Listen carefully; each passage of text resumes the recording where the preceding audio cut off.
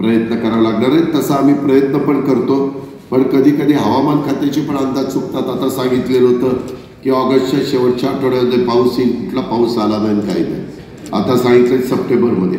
आता तर हवामान खात्याच्या पुढं काही काही महाभाग असे जन्माला आले की तेच सांगतात पाऊस पडणार की नाही। जसा पूर्वी आपल्या विहीर पाडायची म्हटलं तर आपल्याला खात्री नसायची, आपण भीती व्यक्त करायचो, त्यावेळेस पाण्याला बोलवायचं आणि ते 2 काठ्या घेऊन असं असं असं काहीतरी करायचं आणि म्हणायचं हा इथं पाणी आहे पाणी आहे, त्याच्या काकाने पाणी ठेवले ते। पण काय तू सांगायचं, आपण ऐकायचो, विहीर पाडायचो, पाणी टिपका लागायचा नाही। ठराविक भागामध्ये अजिबात पाणी नाही, कॅनॉलला पाणी आल्याशिवाय, चांगल्या पद्धतीनं मुरपाऊस झाल्याशिवाय, तळी भरल्याशिवाय, धरणं भरल्याशिवाय काही पाणी नाही।